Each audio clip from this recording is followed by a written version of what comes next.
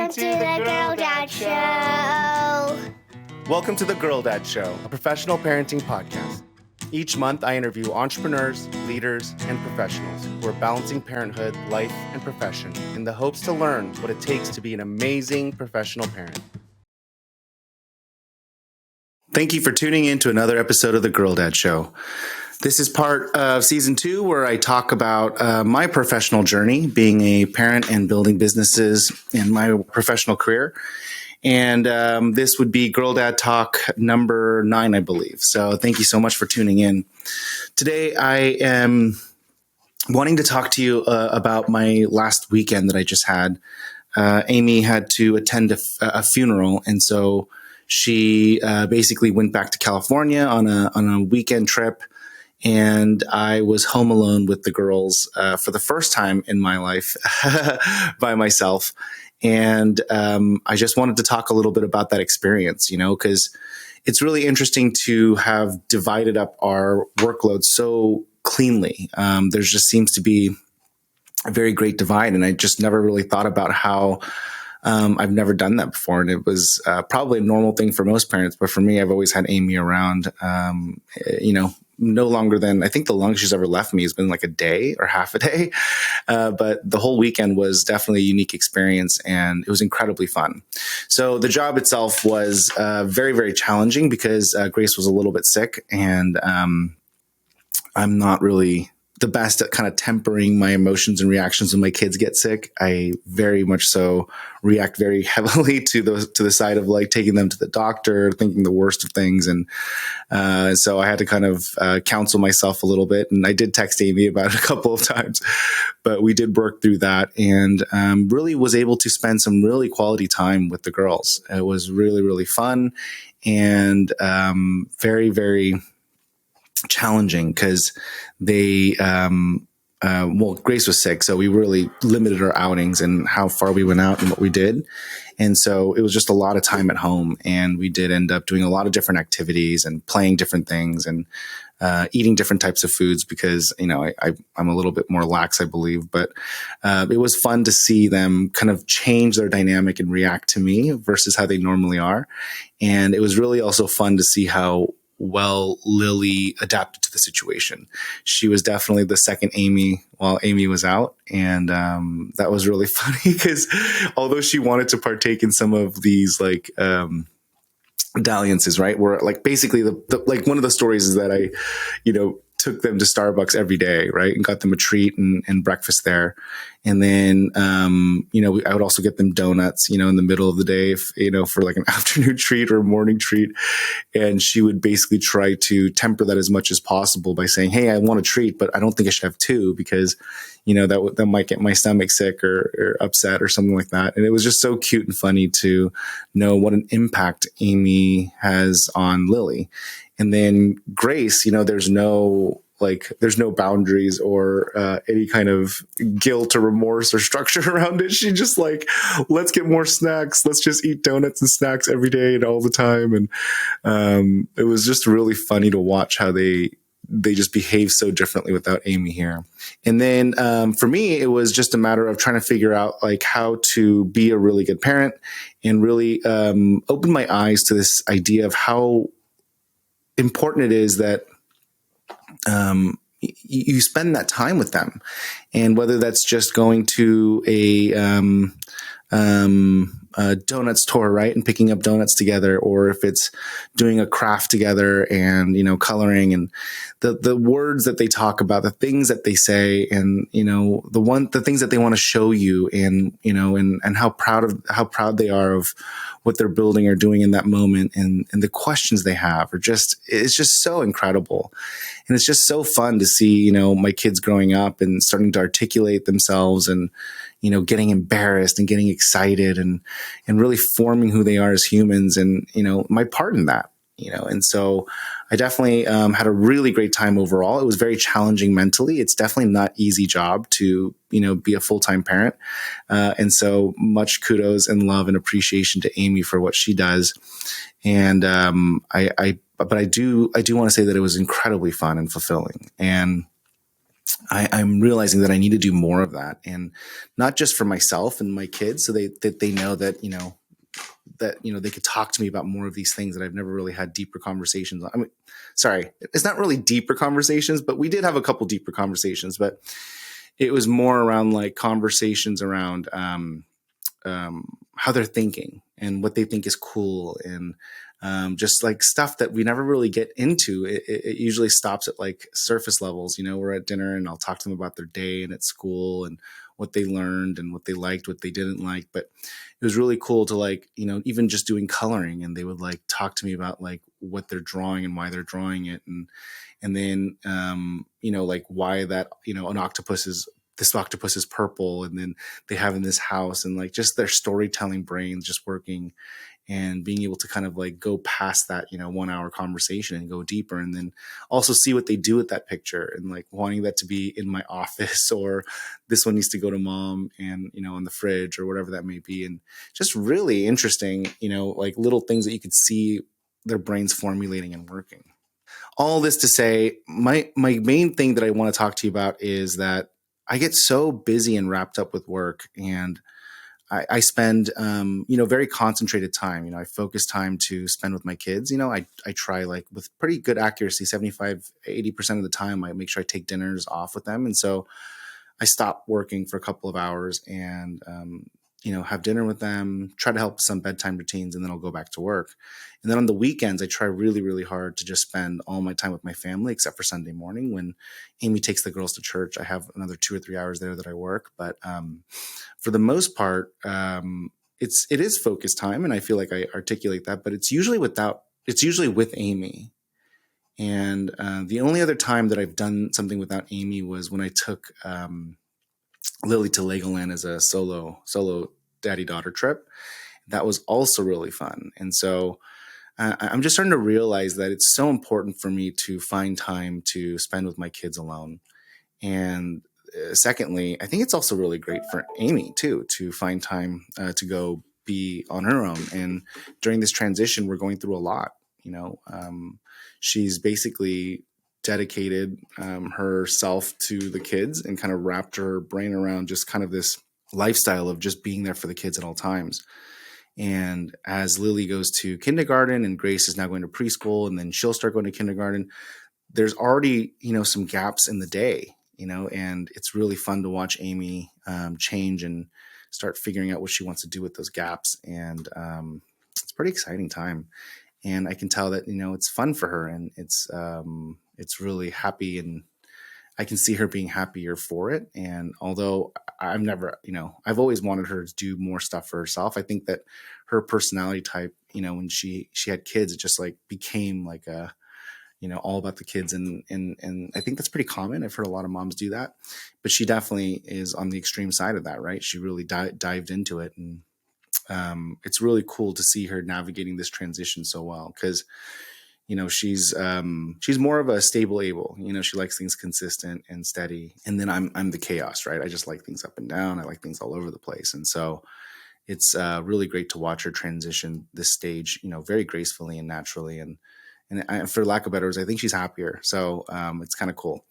And I think the kids are happier, right? Like, I think Lily loves school, just unbelievably happy about it. And she seems to be really, really enjoying meeting friends, going on the bus, like being a little bit more independent. And she's really blossomed a lot, and which is really fun, right? Because Grace used to be a little bit more shy and reserved, but because now she gets more solo time with mom and me, to be fair too. Yeah, I mean, because when I come down for breaks and stuff, she's also blossoming a lot. And it's really fun to watch both of these girls grow up. And I really do want to figure out ways to bridge my professional career and all the stuff that I'm building to match this kind of revelation and change in the chapter in our lives, right? So as we head into this new chapter with our kids going to school and having more activities for them, I really want to like figure out what this next year looks like. And so I'm already wrapping my brain around it. I've been marinating on this for quite a while now. I think a few months I've been marinating on like slowing things down and being a little bit more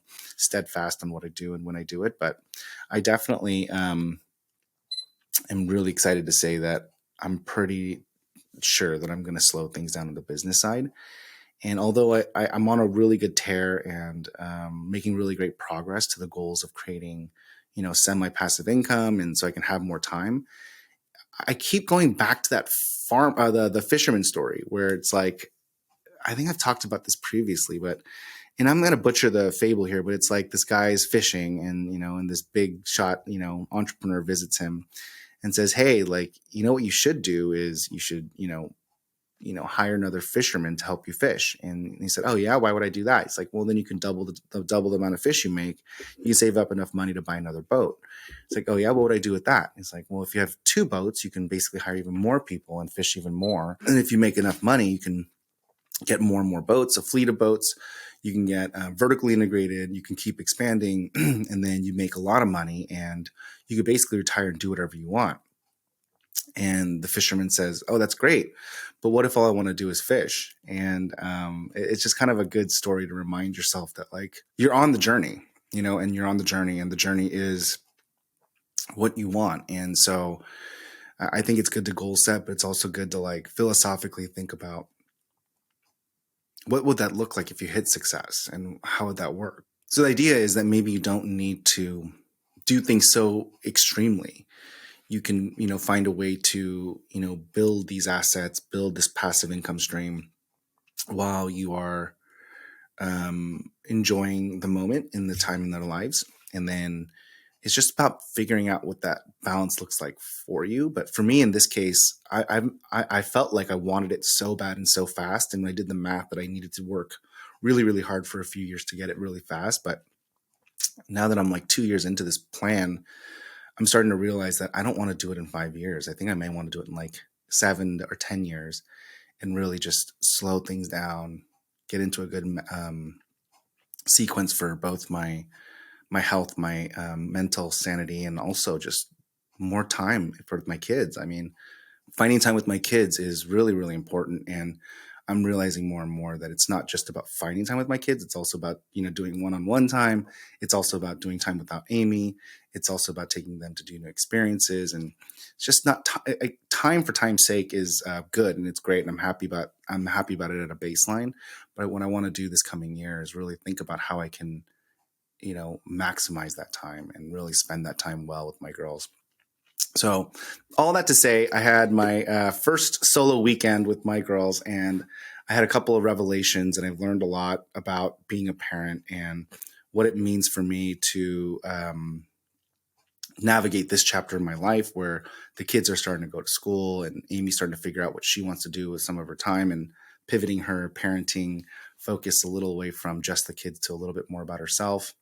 And really getting to go deeper in with my girls and understand, like, a little bit better about how they think and who they are. Yeah, it was a really good weekend. And I at the end of it, like, as silly as it sounds, like, I want more of it. I want more time to, like, talk to my girls about how they think and what they think. And some of the questions they ask were obviously very basic and um, specific to different things, but there's a lot of things that they ask that are also very, like, philosophical and deep. And I'm missing a lot of those opportunities because it seems like both of my girls are not the type to, like, quickly answer. So when at dinner and stuff, and I say, "Hey, how's school?" I'm, like, basically dragging information out of them. But being able to spend, 4 or 5 hours straight with them on a Saturday, the conversations finally got to a place where I would like to be with my kids. And so I'm realizing that they just need a little warm up period. Um, and I'm not sure if that's good or bad, but I definitely want that. I want to have these conversations about, like, why do you work so much, and, like, what other questions do they ask me? Like, oh, why do I always, like, talk about what things cost and what money is? And that's a terrible, terrible question. So that really bummed me out when I heard that. But I tried to explain to her, like, I was doing calculations of time versus money. It wasn't money that I was worried about; it was time. But it was too deep and too complex, and I think Lily was just over it. But it just reminds me that, there's these opportunities for me to actually talk to them about my values and instill in them these kind of thought processes, not just through role modeling, but actually having these conversations. But for some reason or another, my girls need a couple of hours of being around you to warm up to those conversations. They just don't have it immediately because they get, like, weirded out when you start questioning or interviewing them about their day and stuff. And I think it's really important that I have those conversations with them. And I also need to focus on how I want to explain things, because obviously I'm not explaining it simply enough for a young kid to understand. And which is, I was caught off guard. So in my defense, I was caught off guard, but it was a good learning moment too, to realize that, trying to explain to her how I calculate, my time, and how money, like how I spend money and how I spend time is basically very correlated, but it's really about, valuing your time over money. And I don't think, I explained it like a 5-year-old would understand, but I got to find more clever ways to do this so that it's slowly sinks in and teaches them. And I'd also love to start thinking about ways that I can come up with things that we do, like that there are things. So like there's already current activities that, I do with my girls, and they love, playing Tickle Monster. There's like a thing that we do. And there's all these rules that go with it that they've created. But I think that there'd be more opportunity for those things if I was just more alone with them, where like they were not forced, but because Amy wasn't there, like I'm the one parent. And so they naturally did more things with me. And I think that we created more memories and more things. And I just realized that it's just so important for me to do that. And I really, really want to do that. And so hopefully that means that it's good for Amy too. I think it's just like a win-win-win situation where everyone gets something different by me doing that, and kind of, working a little less, and then spending more of that solo time and finding opportunities to spend solo time with my girls. So that's kind of where I'm at. I can't wait for the next weekend alone with my girls, and maybe we'll do a bigger trip or something. I'm not really sure, but I definitely want to be intentional about that. And I'll keep you guys posted on how that's progressing. On the business side, this recession is going crazy. I hope everyone's doing okay. You guys are hanging in there. And I know there's just a ton of different weird things happening right now in the market, from, slowdowns to layoffs to, pauses, and just the volatility is just so wild. And so I hope you guys are all doing well. I know it's been really challenging for me, navigating what the right moves are for, making money in my professional life, and really trying to figure out what the next thing is. But right now I have some really great options and things that I'm working on and I'm really excited about. And I'm hoping that if you can really think about it, think about the world in the way that I'm trying my best to do right now. It's just what I usually tell my friends, clients, and people that I work with or work for.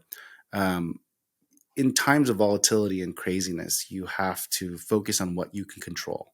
So just do the activities that controls, that you can control, that will lead to success. You can change those activities, but, try your best not to spend too much time on the what ifs and what can happen. And, and marinating on these terrible situations, or, the worst case situations, because it's only going to, steep into your work day and your work life, and also your family and your personal life. So try your best to, make the plans, understand the consequences, and understand the reality of the world. But most of your energy should be focused on what activities can you control in your realm, and just do those activities and just trust the process, because if that doesn't work, if what you can work on doesn't work, then it probably wasn't going to work anyways. So, it's better, you're better set trying to focus on, building good systems and processes, and having activities and repeat on activities that, that you can control, that will lead to success, and then success will come. So that's kind of what I've been telling myself over the last few months here, and trying to figure out what those repeatable activities are for all the various projects that I have, and just making sure that, me and my family are set up for success during this insanely weird, volatile time.